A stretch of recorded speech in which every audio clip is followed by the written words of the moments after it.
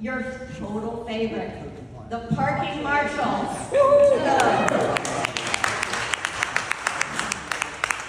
So you may feel free, when I'm done here, and as always, I'm going to make this as short as possible. You don't have to immediately leave. You can grab cookies and you can go to different tables. You can circulate. In the meantime, on each table, you will see at least a couple cards like this and maybe a pen. These are comment cards. I am not going to be taking open mic questions to answer. I will take of these at the end of my presentation, so if you hear things as you go along and you have a question, put it down on this. I will take them up and I will answer you. Okay, I will follow up with you, and I really will. If you've been to a previous town hall, you know I do. Okay? So, and I will be coming down afterwards and sitting at that middle table of, malcontents. Raise your hands at my table. There you go. I'm going to be sitting down there, and if you want to come talk to me or complain to me, that's where I'll be. So, those are the basic ground rules. The only other ground rule is, because I'm up on this stage, and because it is really hard to tell where the edges of these steps are, if in the middle of this presentation I take a header off the stage, I expect you all to help me not take videos. All right. Got that? I really expect that out of you.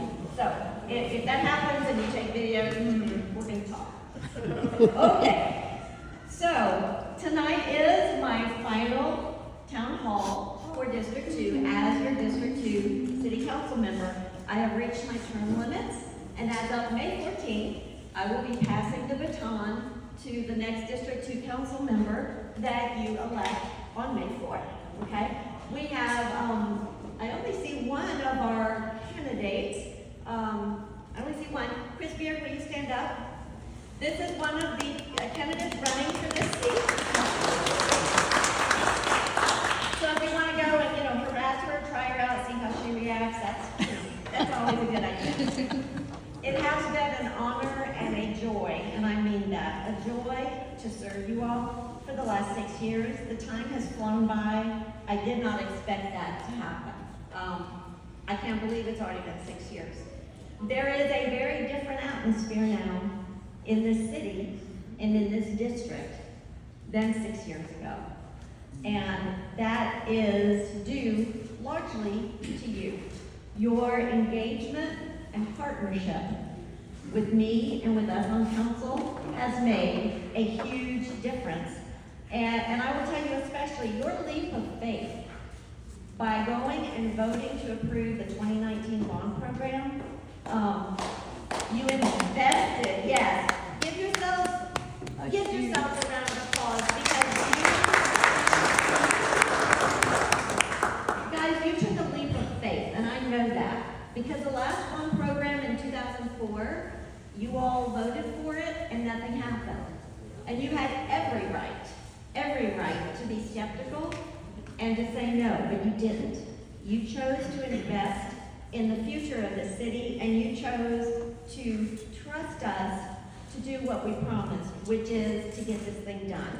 And to the very best of our abilities, guys, we have, and we are continuing, and we're going to continue until everyone is checked off. So thank you. Thank you very much. So, we have got lots of great news to share, but first, I do want to take a moment and look back, and you're going to have to be patient when we see if this works. Oh, look at that. I do want to take a moment and look back to some of the challenges we have faced in the last 5 years. I don't want to just pretend it didn't happen, okay? So, 2019, we had the tornado that happened at night for the end of October. My personal house was the last residential home in Garland to take a direct hit. We were home. It was scary. A lot of other houses, this is 2 doors from me, homes totally destroyed. Over in Williams Addition, a lot of homes totally destroyed. And as always, citizens pulled together and stepped up to help because that's the way Garland rolls, okay? So that was 2019. In 2020, what was the big thing that happened earlier that year? Yeah, COVID rolled into town. And, some things, when you survive them, like the tornado, our house a lot of things, but it's stuff. It was just stuff. And it didn't get, nobody got injured. So now we can look back at that and kind of laugh about parts of it. COVID, we can't look back at that and laugh. We lost a lot of Garland residents. I lost 3 personal friends to COVID that year. That is a solemn thing. I hope it never happens again. But again, despite all the craziness, despite us having to make, and people above us making decisions like this and then switching it like this, it was a crazy, crazy couple of years. But here we are. Here we are. And you all, despite that, came through it with incredibly good attitudes, which honestly, I have a hard time sometimes understanding how so many people can go through so many things and still come out of it with a positive attitude and smiles on their face. So that was 2020. Then 2021. Who remembers what happened in 2021? The freeze. The great snowmageddon and the long power outage, and no sleep. I didn't get to sleep for probably 10 days because people were hurting, people were freezing. Again, I just want to say, we had churches and individuals step up. I had seniors in District 2 who were on medical devices that ran out of batteries. And I had churches that said, we have some portable generators. And they went out in those awful conditions, took them to those seniors, set them up safely to make sure they didn't put them in the house, got them running, and kept them going and kept checking on them until we got through it and power came back on. We had neighbors helping neighbors. We had a lot of wonderful interaction despite some of our citizens going over 70 straight hours without power when the temperatures were near 0. That's still not funny even now. We also, you may not even remember now, but in 2021 we also had a lot of flooding. A lot of flooding. You can see the Shenandoah jumping in the streets, which wasn't a real Garland picture, but it felt like it. That was a difficult thing for all of us. So in all those things, you all really stepped up and you showed who you were. And I'm proud of you. I'm proud to be part of a city like that and part of a community like you guys. So, and speaking of Garland residents stepping up, this wasn't actually planned. Francis, where are you? Right here. We recently had a big fire at Marisol Villa Apartments in District 2, which is down there at Glenbrook and Miller. And when word about that went public, we had some wonderful citizens and helpers step up and say, how can we help the families that were displaced? And Francis, not generally, yeah, come on up.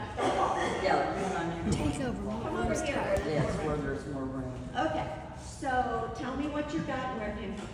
All right, I'm Francis with Olive Garden.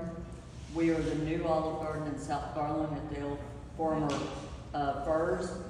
My boss, Amanda Hathaway, said, we will support this neighborhood, we will support this city, and she came across this afternoon with 14 gift cards to give to those families that were affected by the fire.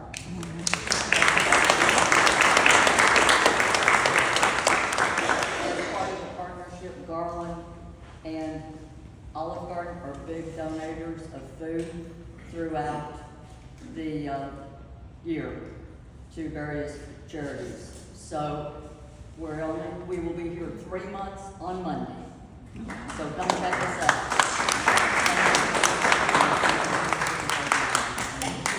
Thank you. Now, All right. now I'm under protection at all. Don't fall down. Don't fall down. Yeah. No? Yeah. Thank you, guys.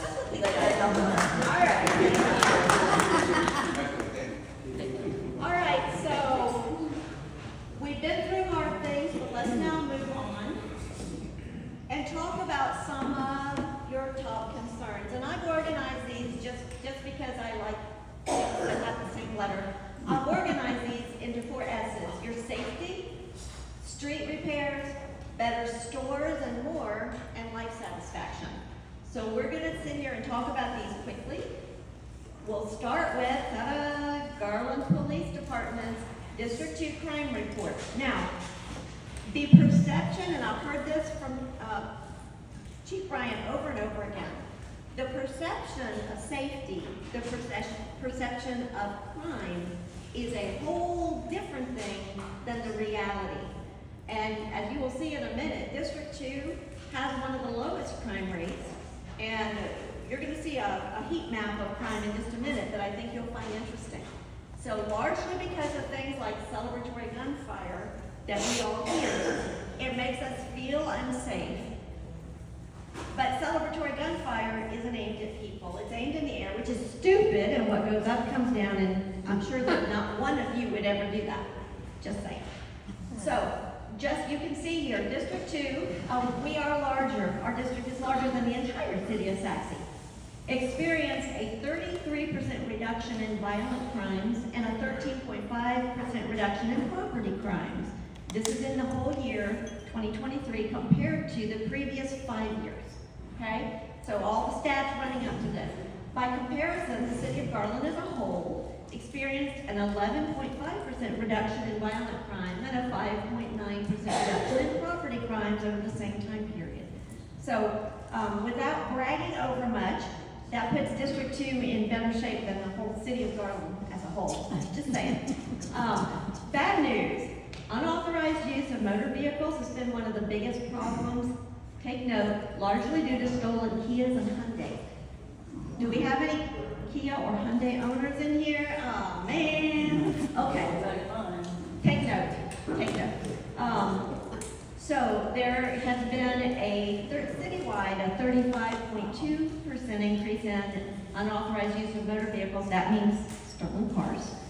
And a 37% increase in District 2. So if you live in District 2, and especially if you own a Kia or Hyundai, Chief, other than locking your car, since these Park guys in the garage if you can. park in the garage. Yeah. You're duplicating your key fobs. Yeah. So there's that. So overall, District 2 has been in good shape. Let me keep going. Whoops. Which I just turned it on. Good. Here we go. All right. Karma, I think this may have just gone back to automatic, and I'm not sure how to make it stop. This is the crime heat. Is there a button on here that makes it go to automatic? So far, it's not switching. Okay. We may be good. Okay. So this is the crime map. You can see District 2 used to have a much more Texas shape, but in 2022, we redistricted, and they kind of messed up our shape. But it's still a little bit like that. You can see within that teal outline that we don't have a lot of these big heat areas with crime. So, oh, are you going to do it for me or just do it for you? Okay. Anyway, yes, let's try it. It's just doing fancy things. Now, here's some, you know what, hand it back to me because otherwise I'm going to end up getting to tell you. Okay. And I'll probably hit the wrong button again just because I wasn't looking down. So here we are. I wanted to make sure some of you who've come regularly to town halls know this already, but the council approved and provided some pretty cool crime fighting tools in the last few years. The Flock license plate readers and cameras, and NIBIN, which is the National Integrated Ballistic Information Network. I knew that.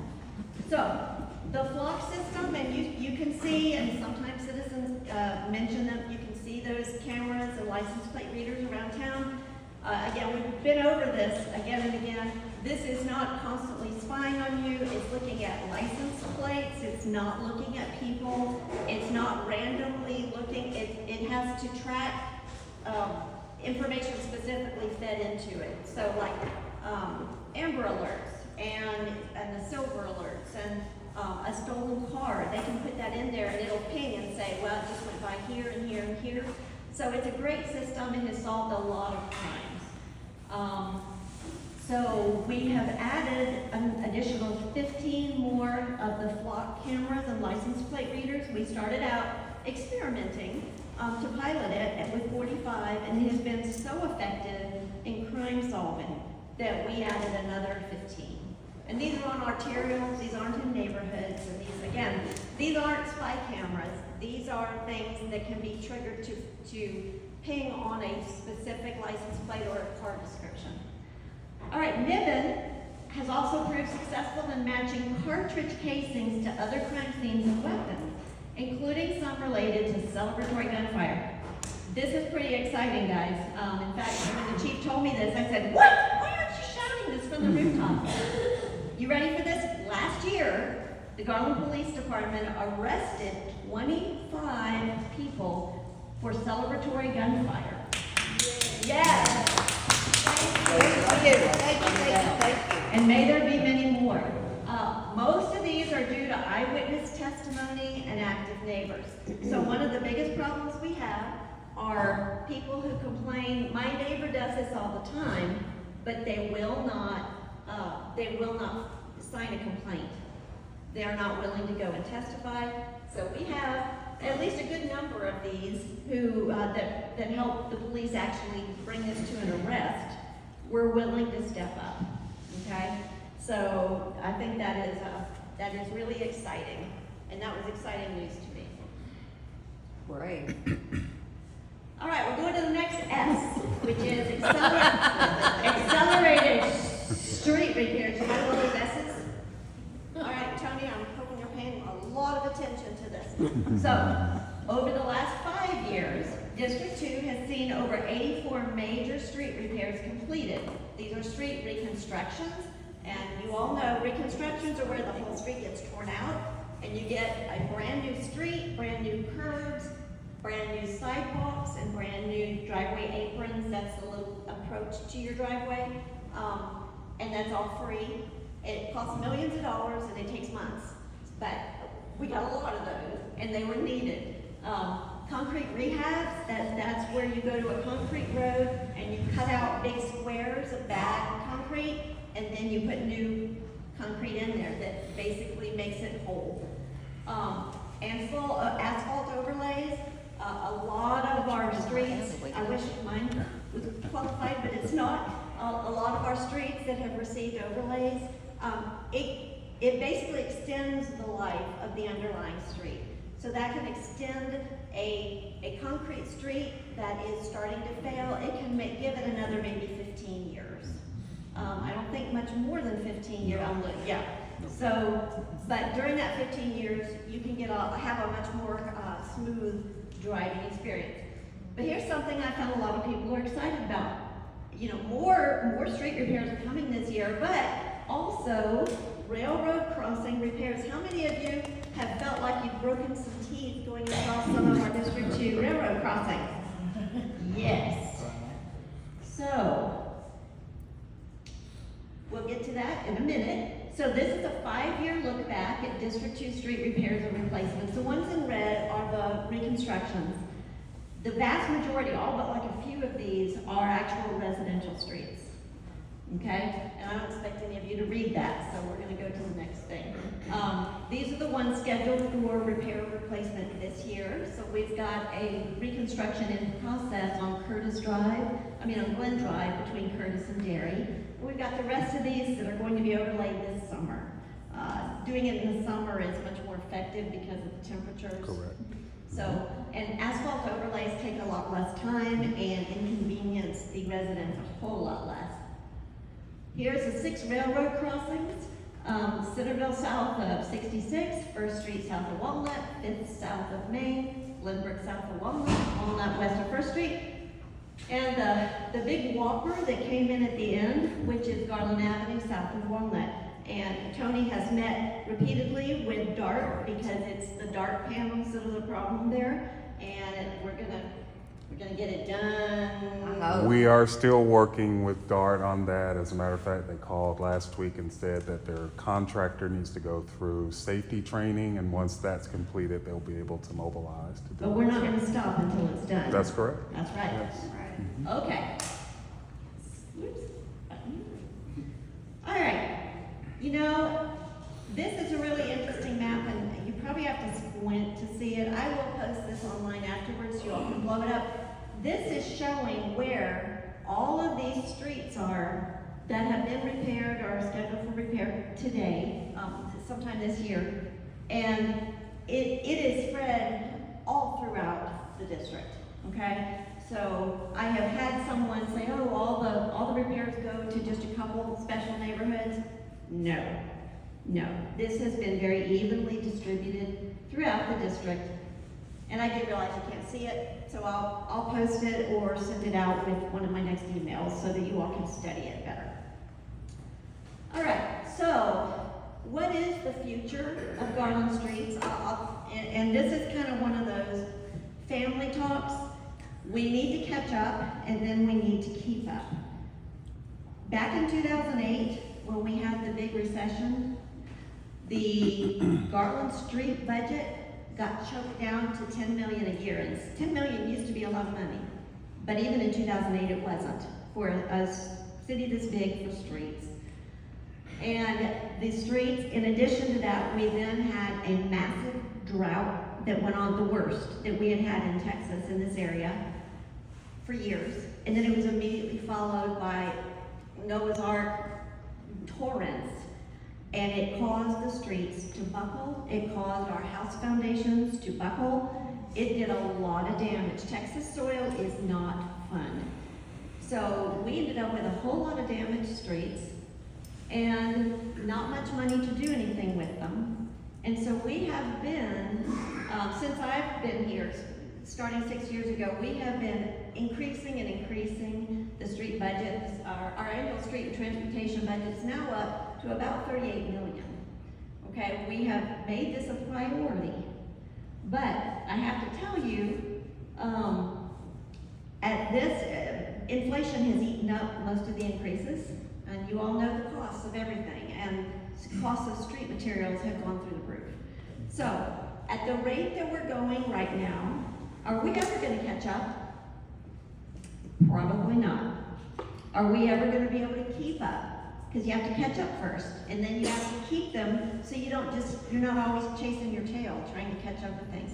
So what we have right now in progress is a professional roadway asset street assessment. This is actually, they're having these vans, there's a picture there of one, driving up and down every street and every alley in this city with digital cameras. I think they have scanners. I have sensors and lasers on the vehicle that are measuring ride quality. Okay, laser beams like a sea bass will lay. Yeah, okay. Dr. No. Laser beams, I like that. Anything with laser beams has to be good. So they are driving every street and every alley in our city, and they are assessing the pavement professionally. What we have done up till now, quite frankly, it's called windshield assessment, which is where different people in our street department drive the streets and alleys, and they look and they feel how bumpy it is, and they choose a number. This is going to be a kind of a step up into a more scientific method. So we will come out of this with every street and every alley in this city having a pavement assessment number that's been professionally arrived at. So step one, that information should be back into council in June. And so the step one is looking at it and seeing where we are. I suspect we're not in a beautiful place, but it'll be good to know. Step two is coming up with and agreeing on a long-term strategy, which will include a long-term funding plan. Now, when we're talking about strategy, I will tell you that one of the decisions council will have to make is how good is good enough. So you have pavement assessments from 0, my street's at 0, to 100, which is brand new. So if we're trying to catch up, where are we going to say is good enough? Is 75 good enough, which is a really decent road? I can tell you 100 is not going to be the goal that any council will settle on because it's not going to work. But is 60 good enough, which is a pretty decent road? Okay? That's a decision that's going to have to be made. Once that decision is made and we have a goal set, then we have to come up with a strategy to get from where we are now to there. And then we say, okay, here's the strategy. And then it's like, money. Because nobody's wanting to raise your taxes for this. And even though a lot of you went to the polls, I think it was might have been back in 2009, to specifically demand a couple cent tax increase to pay for improving our streets. And at that time, council just didn't do it. I'm not really expecting any of you to rush to the polls to demand that we increase your taxes at this point. You might surprise me. If you want to do that, go for it. So this is going to be a difficult decision. You need to stay tuned. Okay, I will be continuing to give you information as it becomes available. Stay tuned, because this is a big one. Okay. And finally, after that, it will be to prioritize it and implement. Prioritizing the streets to get fixed should be easier with this new information. You start with the worst streets first, and then you put them in order. It's not guesswork. So this will be interesting. And again, pay attention. A lot of this is going to be heading council's way in June and July during the budget season. You don't want to fall asleep on this one. All right, next guest, better stores and more. You can sometimes hear this called economic development. I'm calling it economic vitality because that sounds more fun. It is true, there's a saying among cities, if you're not growing, you're shrinking. And I know a lot of people say, I don't want Garland to grow anymore, but they don't realize if Garland stops growing, who will have ever increasing tax bills to pay for all the people who aren't here? That would be you. So you want Garland to grow. You want Garland to grow responsibly. So we can't allow that if you're not growing, you're shrinking. We can't allow that to happen here. So that means we need to act now and plan for the future. And here are just a couple quick things. We need to support employees that are already part of the city to the degree that we can as a city government do that. We need to attract new business whenever and wherever the opportunity exists. Here are some hard truths. Again, this is a buckle up for some news you won't like. The specific criteria that works against us, everybody wants Papados, everybody wants, they want HEB, they want all that, we all do. But the fact is, the criteria that they look for, minimum population density within a certain distance, and minimum median household income.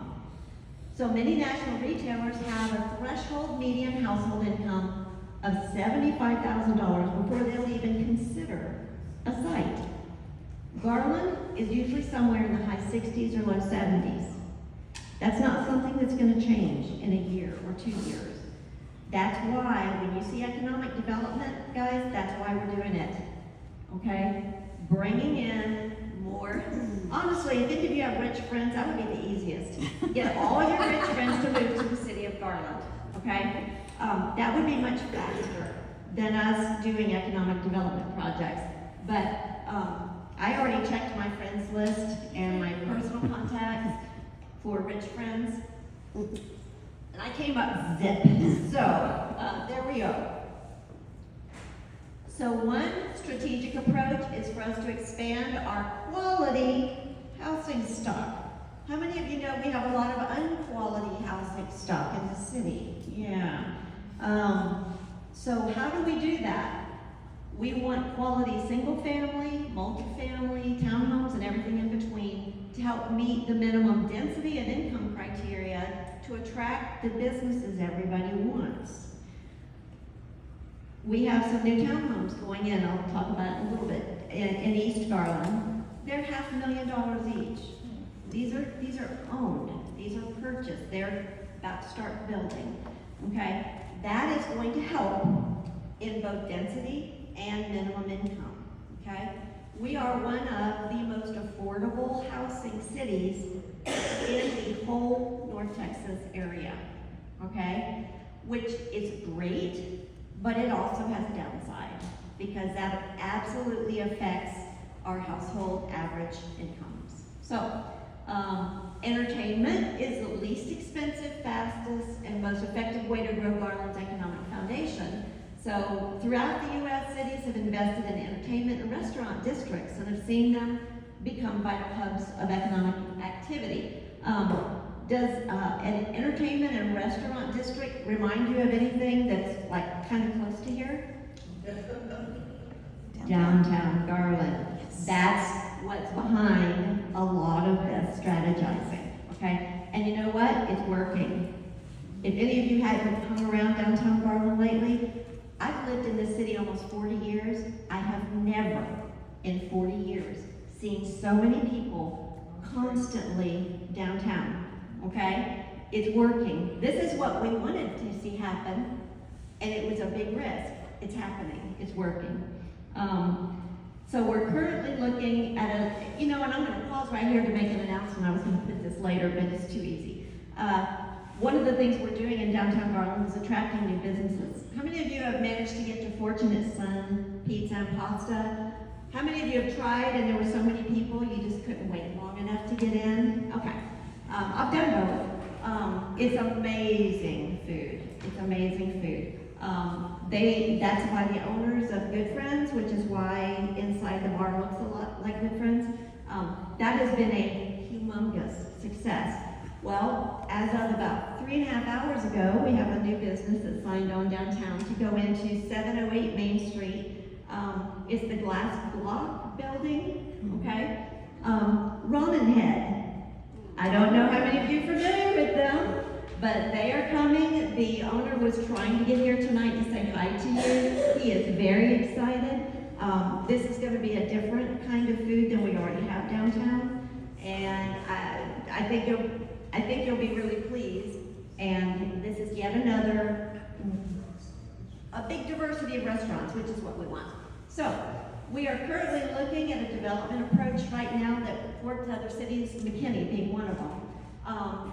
To see if it would work here, a public-private partnership to redevelop 5 city-owned properties in the downtown area, which will include a public input process. So, in case any of you haven't seen enough pictures of our beautiful downtown, I'm just going to let you look at that for a moment. Okay. Yes, thank you. Yes.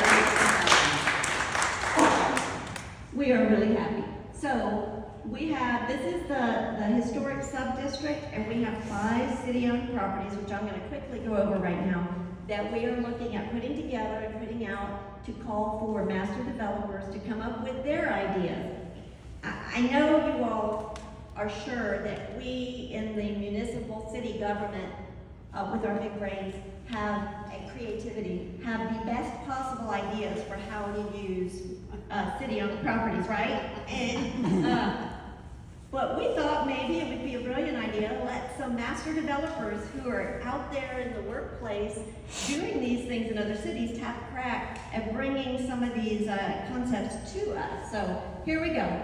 Here's number 1, 519 West State Street. This is the old Jones Hardware. It's almost 11% of the storefront facing the square.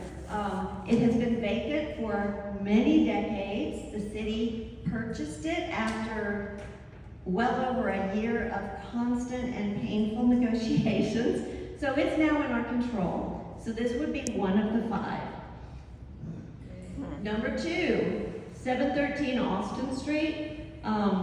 This is being used right now for the Central Library Express, and obviously we would wait. Central Library will be reopening early next year, but also right behind Central Library Express is another little property. So those 2 together would be another opportunity for development. Number 3 is 415 West Avenue A, and this is, it's vacant. You know where we staged all of our junk during the construction of the square? It's a big dirt tract, kind of back, sort of behind the foundry in front of the senior center. It's a big empty place. Anyway, that's this. Number 4 is 116 North 6th Street. This is currently where the Boy Scout Troop 100 has met for some years. It also is the original Garland Fire Station. So it has a lot of historic value, but it is in dreadful shape. And so we've been working with the Boy Scouts for some years, and this building building needs a lot more than Band-Aids. So that's another possibility. And number 5 is 703 and 717 West Avenue A. And this is over right off of Glenbrook and kind of behind the old Williams Funeral Home, the antique one. Okay, so those are the 5 projects, properties that we are looking at taking some calls from developers who have bright ideas. You know, and there's things like uses permitted. You know, it can be a hotel, bed and breakfast, cultural facility, restaurant, retail. All these buildings can be a lot of things. The question is, what should they be? So we will be keeping you posted on that. All right, so with economic development, I just wanted to let you all know this. I had a call from some developers who have owned a 6-acre plot right along 66, close to Basswood Trail, kind of across the street from the animal shelter. And one of them was in Belgium, one of them was in Houston, and they were angry and shouting at me. The guy in Belgium was shouting in German, which I was once fluent in, so I understood him. But they were saying, you know, Garland hasn't done anything, you know, we thought you were going to do all these things in East Garland. And so I went, whoa. So I started thinking, just in my head, and I started rattling off the different public and private improvements that have gone in there just in the last few years. And I said, you know what, let me get off the phone and actually make a list and send it to you. Well, when I did, this is what it was. $170 million in public and private investments in East Garland. That's just in the last 5 years. And it's everything from the Bob Day Tennis Center and the animal shelter to these luxury townhomes to the upcoming Trusted World headquarters to the Castle Drive Senior Living to the Lou Huff Park renovations to Micropack Industries. It's all over the map, but $170 million of investments have gone into East Garland. And guys, I gotta tell you, I had a number of people in East Garland tell me when I first came on council that, you know, East Garland was the lost and forgotten part of District 2, that nothing ever happened there. So this made me particularly happy because fresh new things are happening there. And I am hoping that eventually this is going to lead to some of these chains and retailers that have shunned it for a while, coming back around and going, wait a minute, and reconsidering it. These are the kind of improvements that cause that to happen. So I'm happy about that. A couple upcoming new housing developments in District 2, the Pecan Grove luxury townhomes, that's there at 66 at Centerville. And it'll be 50. This is a nationally renowned developer of energy efficient townhomes. So it's solar powered, single family luxury townhomes with lithium batteries, LED lighting, and more. You can essentially live in these things and for the most part have no electric bills. And they have these things that they've built all over, so this is exciting. Yard Homes at Rowlett Creek on Centerville. This is a gated HOA community. It's 301 single-family homes that will all be owned by a single owner and will have individual fenced yards, all on maintenance, and the individual single-family homes will be rented as though they're apartments. So this is a gated HOA rental community, and I've already got, it's not even built yet, and I'm flooded with people who want to live there. So it's an interesting thing. Huntington Place Senior Living, this is something that hasn't started yet. It's on Edgefield Drive, just north of Miller. This is an affordable senior development. It's 204 1- and 2-bedroom apartments. Senior developments are one of the only quote-unquote affordable developments that I am really seeing as being advantageous to us now, because we have a lot of seniors in Garland who are living in homes that are slowly rotting around them. They don't have the money to upkeep them or to improve them. They're sick to death of having to mow lawns and trim hedges and fix things. This, they can move into at a very affordable rate, sell their home, get money for it, and for the most part, you have new people come in and they invest in the home, improving it. That's good for them, that's good for the seniors, that's good for the city, so I'm very pleased with this. We have another small urban gated community of townhome style apartments at Garland Villas. If you know where Pilar Funeral Homes is, it's right there, it's kind of along the tracks. And downtown, this is no longer in District 2, this was originally in District 2, but redistricting put it into District 8. The Draper, and you all, if you go down Garland Avenue, you've watched it. You know where that bad railroad crossing is? Right after that. You can mark it by that. You look up in it. What is that? That's the Draper. And these are market rate units. This again, there's a lot of people who want to live there, and I think it's already turning out nice. Eventually, the Chase Tower is going to be part of this development, and that will become a mixed use with some retail and some homes. Cool. It really is a cool product. So, all right, final S, satisfaction, loving where you live. I just want to name off a few things here. Did you know that District 2 has 15 parks and nature preserves covering 476 acres? I'm giving you the citywide things, do some math. The city of Garland has over 60 parks and preserves covering 2,800 acres.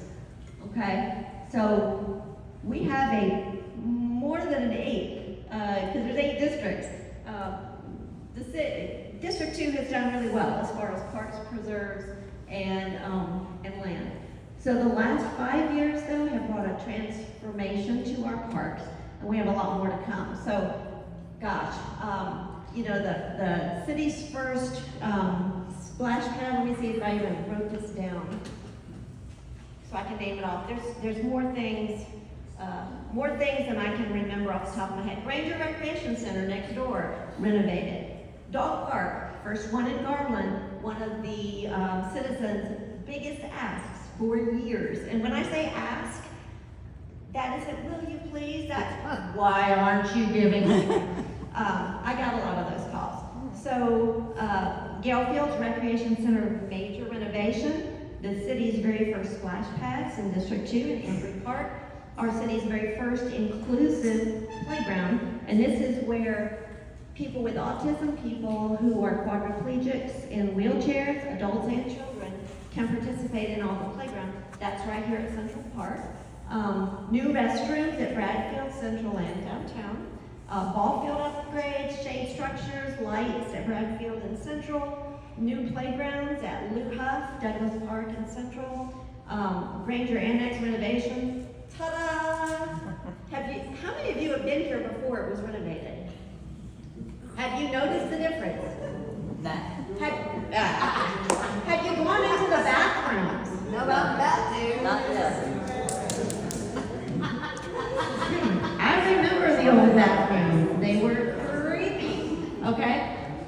If you haven't been, you want to go in there just to like relax. They have benches. You know, this is a whole new world.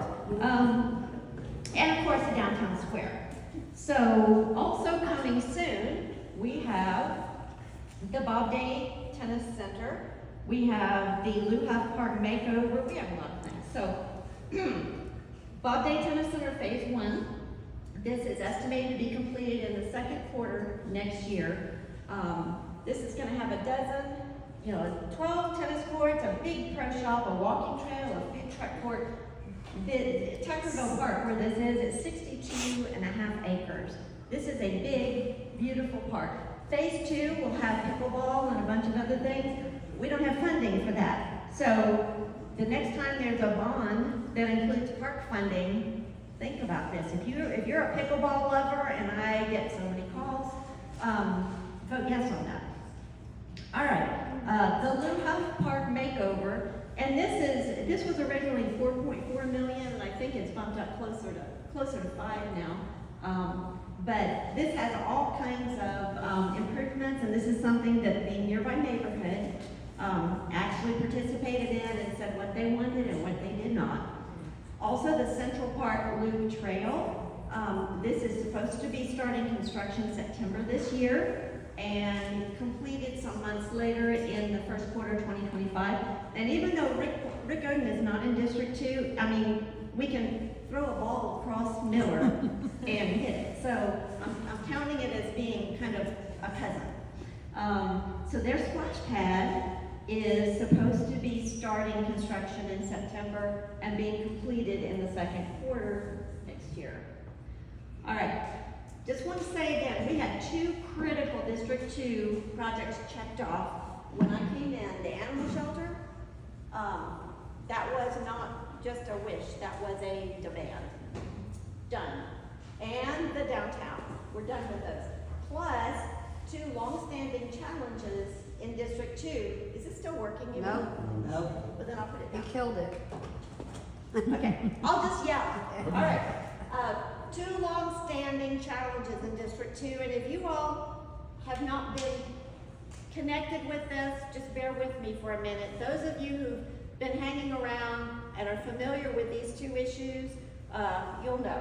So one was the Jones Hardware, vacant for 30 years, would not cover the windows, would not clean anything up, Wouldn't sell. wouldn't sell it, wouldn't lease it, wouldn't anything. So it now belongs to the city of Garland. We're going to make it happen. Yes.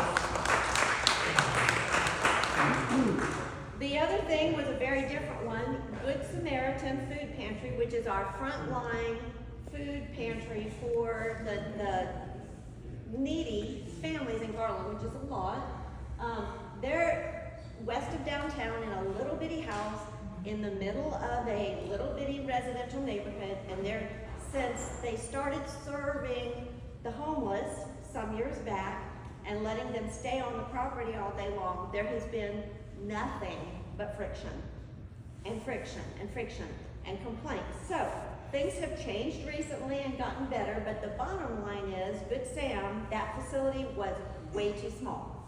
They could not, they're having to rent pods. They don't have enough room to do what they're doing, and this is an essential building. So what we as a city have done, and we announced this a couple weeks ago, the West Garland Walnut Creek Branch Library in West Garland, we're building a new one. And so as soon as we move out of there, we have made an arrangement for Good Sam to be able to take over that facility, which is much larger, and it's still in a good location for them, and make that into their new food pantry where they have room to store things, they have room to make their processes work. So this has been a very happy thing, and it gets them out of the middle of a simmering neighborhood, and it gets them into a facility that will be much better suited to what they do. They're thrilled, we're thrilled. The current little house, which is cute, it has got a bad foundation, so once they're all relocated, we plan to take down that house and build 2 brand new houses as a city and then sell them through our own processes. So it will end up being good for the neighborhood and certainly good for Good Sam. That's good news all the way around. Happy about that. It always spooks me when it does that. Okay, quickly, Central Library. It's going to be beautiful. It'll reopen early next year. I think most of you all are pretty familiar with this project. It'll have a lot more both outdoor and indoor things. It'll actually have an indoor children's play area, and the last I saw, it included a swing indoors.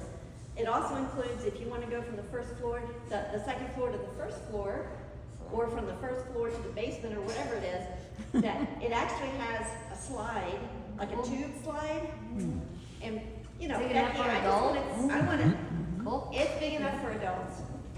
So I'm trying to bribe Becky to let me sneak in there before the official thing and just make the first trip down the slide, because I just think that sounds fun.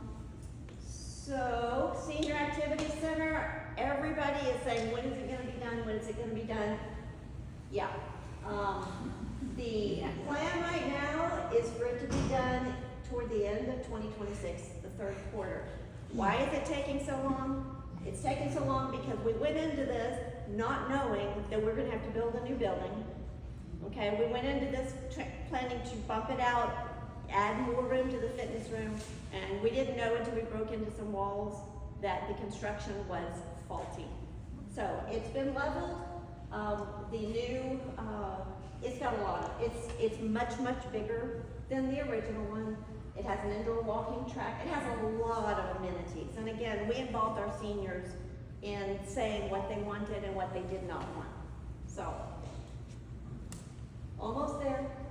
Fire Station 1, this is gonna be starting pretty soon. It's supposed to be finished in second quarter next year. It looks cool.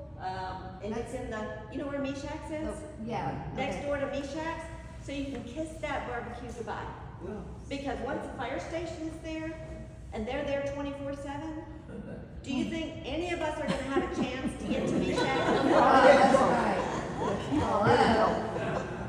We're gonna That was the have only to downside. It's like, okay, can we fire limit something in the them? police, right? But there it is. That was a good thing. Yeah. So, finally, just making life better through programs and improvements. And I'm just doing a really quick look back over the last few years. In the last 5 years, we reduced the homeowner cost of sidewalk repairs to as low as 10% of the total. We made street humps more affordable for neighborhoods by including them in the neighborhood grant program. We made voluntary neighborhood associations able to get up to $10,000 a year in neighborhood improvements without matching funds being required, because a lot of our voluntary associations don't have money. And so all these wonderful programs did nothing for them because they did not have the money to do anything up front or even to match funds. Now they can. This is any of you who live in a neighborhood without a neighborhood association. I'm not talking HOA, neighborhood association. For heaven's sakes, organize and get a neighborhood association. Parking marshal program has helped ease street parking issues. Way to go, guys. Yay, right? Yay. Median Okay. reflectors. You all have probably stopped even noticing them. But I will tell you, that was a big deal a few years ago. And this is something I would say I advocated repeatedly for, otherwise known as nagging, because I had so many people saying, you know, in Richardson, I can see where to drive, but in Garland, I'm like running into curbs because they all look the same at night. So, we have median reflectors. Way to go, streets and transportation.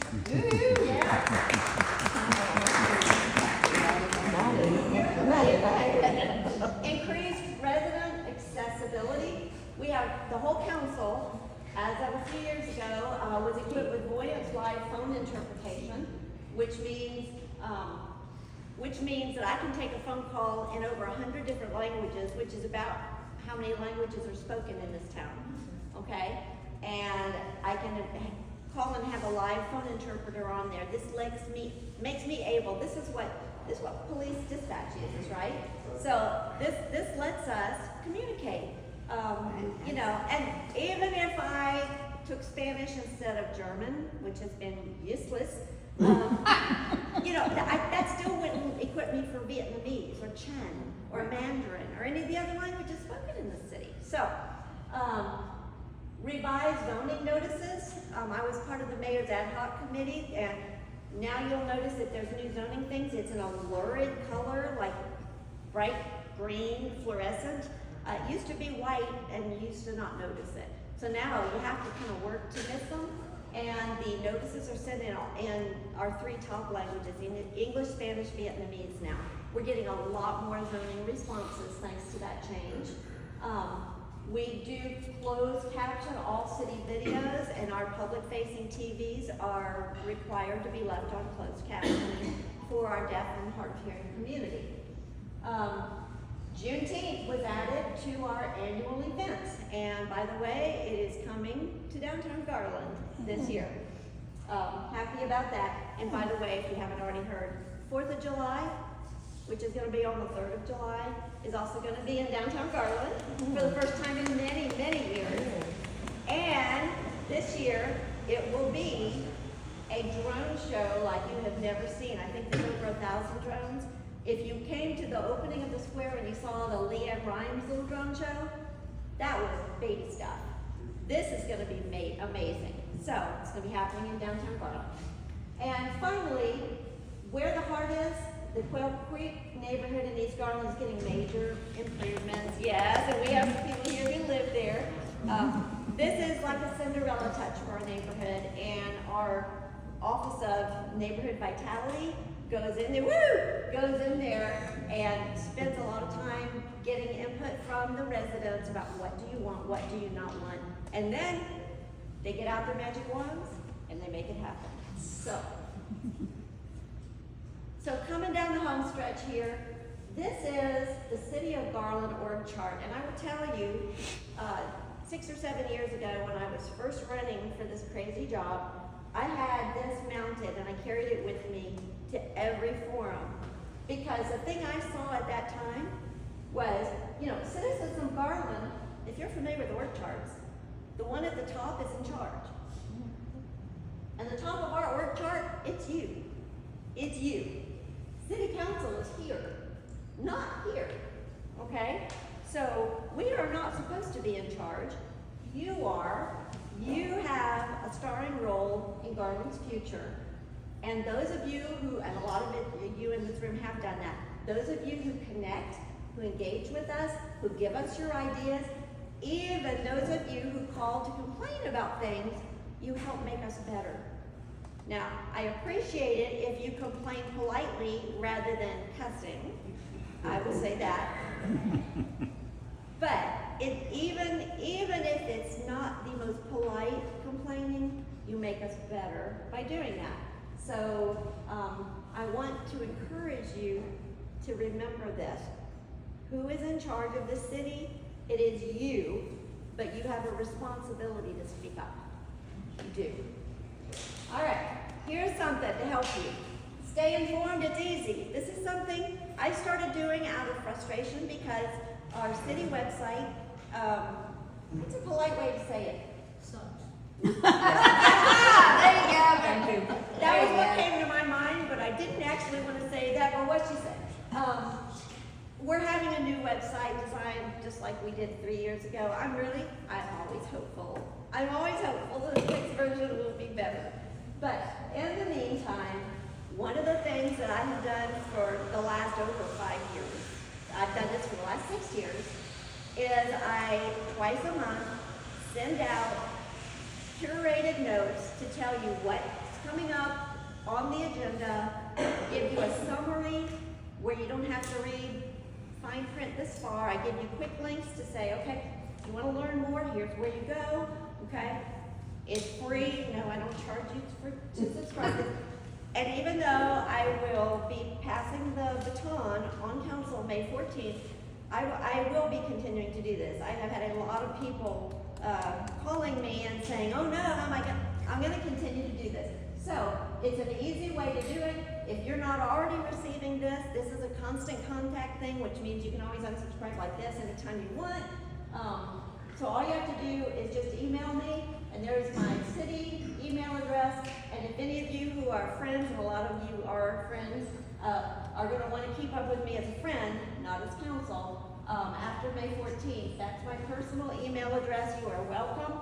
I will just tell you though, if you try to contact me about city problems after May 14th,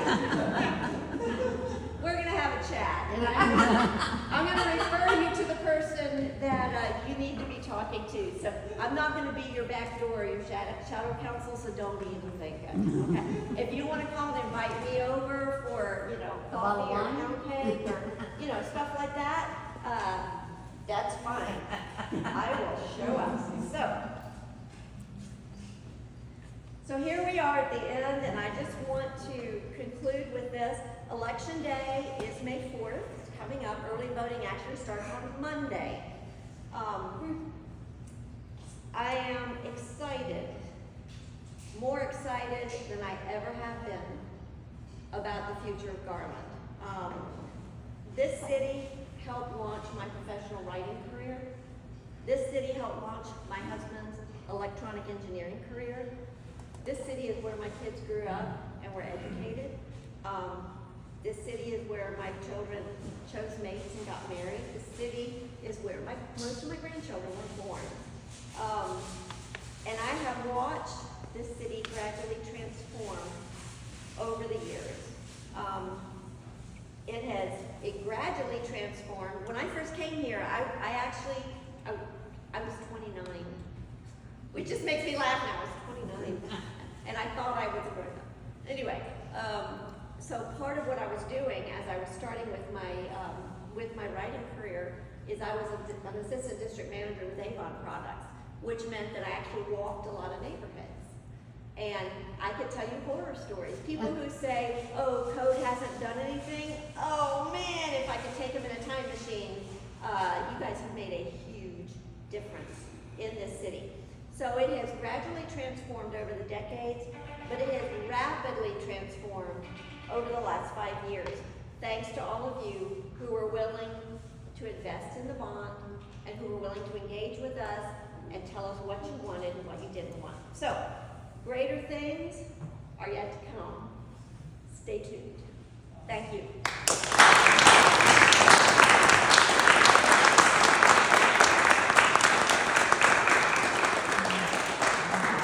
You guys,